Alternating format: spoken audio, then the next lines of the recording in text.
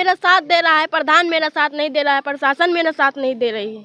अच्छा काजल जी आप बताइए, जब आप यहाँ पे आती हैं, क्योंकि वो गंदा आदमी है, इसके बारे में जानकारी है। इस काजल को पहले पता करनी चाहिए थी कि कैसा व्यक्ति है ये। हाँ, पता करके कोई संबंध। प्रधान जी यही पे बोल रहे थे, वहाँ पे हमको भगाया जा रहा था, पुलिस वाले भी भगा रहे थे।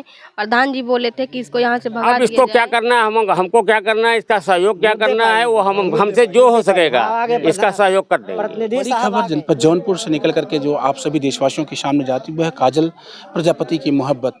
प्रधान काजल का बहुत बहुत विरोध कर रहे थे। पूर्व प्रधान और वर्तमान प्रधान दोनों लोग मिल करके काजल को नहीं चाहते थे काजल गांव में रहे। लेकिन आज जब मीडिया का भय प्रधान के दिमाग में दौड़ा, मीडिया के लोगों की मेहनत प्रधान को दिखाई देने पड़ गई, मीडिया के लोगों की मेहनत प्रधान को दिखाई पड़ी, तो प्रधान के समझ में आया कि मुझे काजल के साथ न्यायप्रिय बातें करनी चाहिए। आज कुछ क्या मीडिया के सामने प्रधान जी ने बयान दिया है, आइए अपने संवाददाता के साथ, हम आरपी के साथ जो है ये पूरी वार्ता सुनाते हैं आपको। आपका आप ही प्रधान है? हाँ। क्या नाम है आपका? कैलाशी। हाँ। ये काजल जी हैं, काजल जी को आप लगातार सोशल मीडिया पे देख ही रहे होंगे। अच्छा, सब कार्यभार आप ही देखते हैं इनका?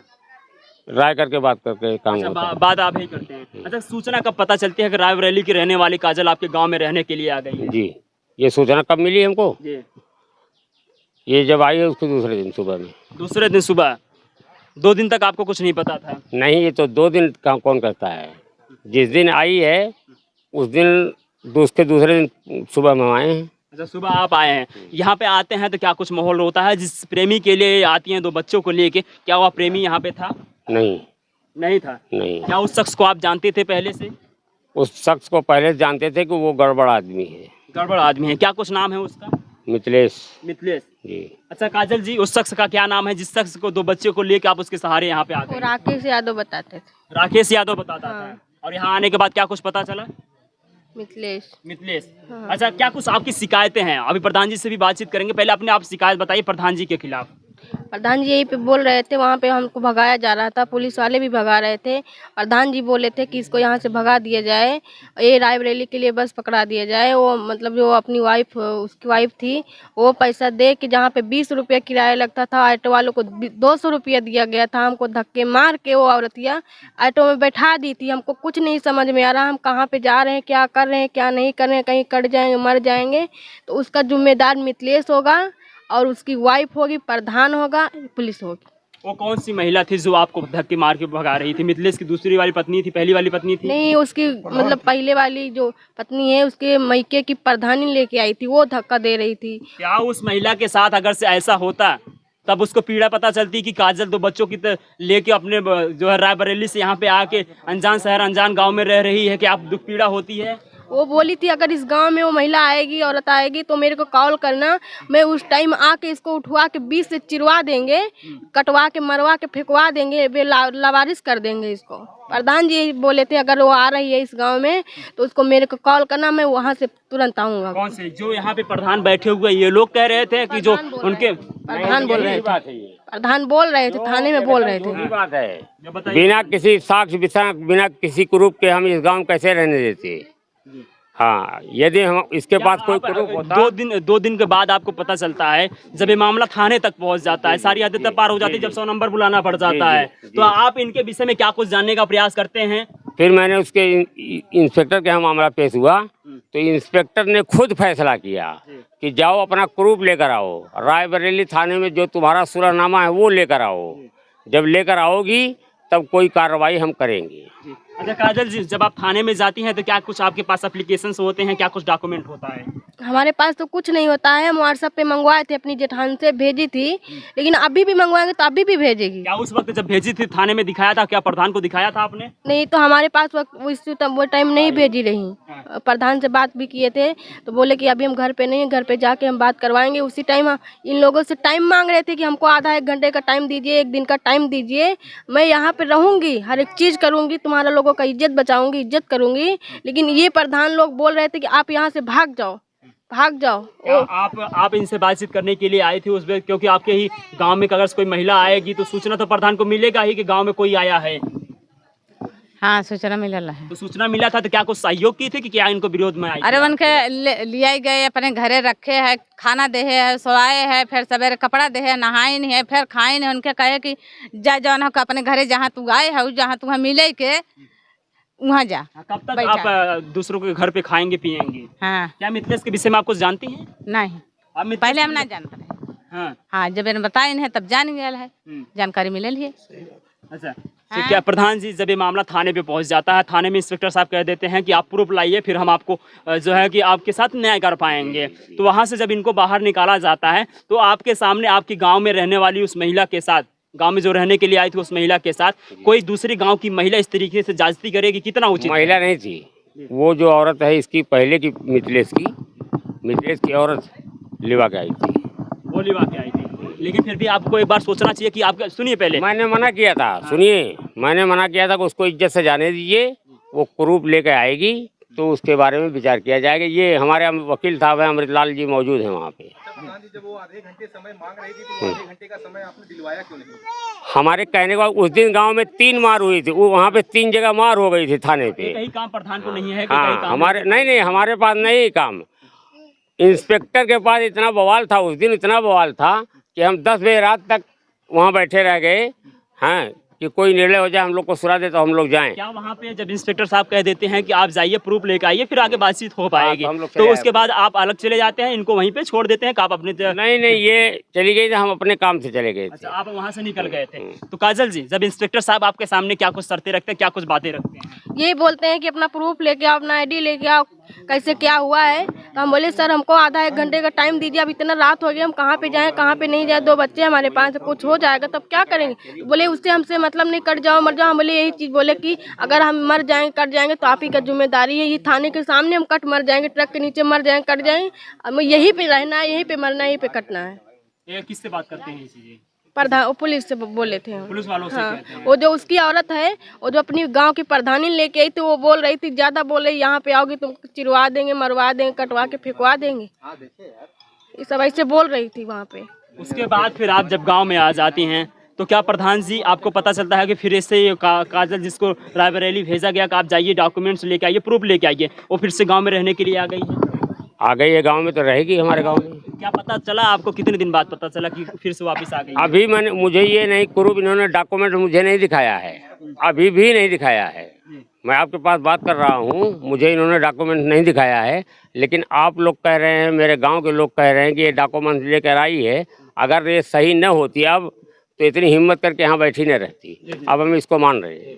आप खुद समझ सकते हैं, जो सच का साथी होता है वो डट के लड़ता है। जी जी, अगर सच्चाई न होती तो ये इतनी टाइट होकर बात न करती। जी, मिथिलेश आपके साथ आया था जी, मिथिलेश ने ये स्वीकार किया ऑन कैमरा कि मैंने इस लड़की के साथ शारीरिक संबंध बनाए हैं, जी, मैंने इसके साथ भोग विलास किया है। जी। तब भी आपके समझ में क्या ये बात नहीं आ रही थी कि मिथिलेश अगर कह रहा तो सही कह रहा कि झूठ कह रहा है? उस वक्त हम यहाँ नहीं थे, उस वक्त आपके पास मैं नहीं था। नहीं, हम वहाँ बैठे थे, यहाँ नहीं थे।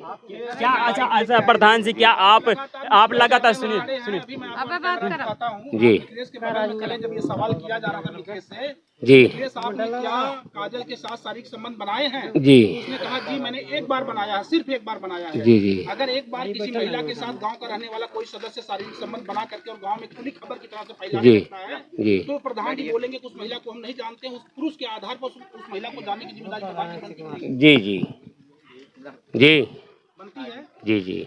अच्छा प्रधान जी, लगातार आप काजल से प्रूफ मांग रहे हैं, आए? तब फिर काजल के प्रूफ की जरूरत क्या पड़ती है जब काजल के साथ आप हम फैसला कर सकते हैं, प्रशासन फैसला कर सकता है, प्रशासन फैसला करता है ना। जी, हम कहते हैं उस वक्त ऐसा माहौल था कि उस वक्त थाने पर हमारी बोलने की हिम्मत नहीं पड़ रही थी। यानी कहें तो डर आपके भी अंदर था प्रशासन से? जी, जी, बिल्कुल है। ये जो प्रशासन के दबाव में भी आके आपने इनको कहा कि आप वहाँ से चली जाइए? बिल्कुल, बिल्कुल कहा है आपने ना? बिल्कुल, बिल्कुल। लेकिन आपने एक बार भी मिथिलेश से बात करने का प्रयास किया क्या? इनसे आपने उससे क्या बात करते हैं, वो तो आज का चोर नहीं है, वो बचपन का चोर था वो। हाँ, इसने दोस्ती करने के पहले उसको आजमाना चाहिए था इसको। काजल ये बताओ, जब तुम गांव में प्रवेश करती हो तो पहले पुलिस आती है कि पहले प्रधान जी तुमको निकालने आते हैं? प्रधान जी आते हैं। प्रधान जी, आप वर्तमान प्रधान नहीं है, पूर्व प्रधान है। जी। मेरे ख्याल से पहले वर्तमान प्रधान का हक होता है ये सब करने का, और ना वर्तमान प्रधान ये आई थी पहले आई, सुना पहले हम बोल है खुद है कि जौन है कि जब निकले से जिम्मा मारे हैं शादी करे हैं तब उन रखे 3 लड़कियां बन के एक पत्नी और दूसरी 2 लड़का हम बोल है कि वो रखे भगा रहे थे तब आप कहाँ हैं भगा नहीं रहे, एकदम झूठी बात है ये झूठ कह रही है, एकदम झूठ कह रही है वो। भाई जान को मांगा था ऑटो में बैठ के हम रोते हुए जा रहे थे, वहाँ से हमको कुछ नहीं समझ में आया। हम रास्ते में जाके उतर गए और ऑटो वाला भी नहीं रोक रहा था कि हम जहाँ पे हमको पैसे दिए हम वहीं पे चल के उतारेंगे। हम बोले नहीं हमको यहीं पे उतारना है, रोकिए रोकिए।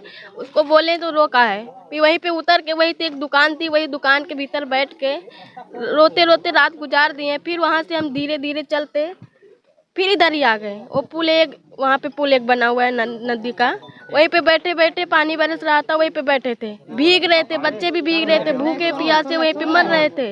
प्रधान जी पूरा गांव मेरा साथ दे रहा है, प्रधान मेरा साथ नहीं दे रहा है, प्रशासन मेरा साथ नहीं दे रही है।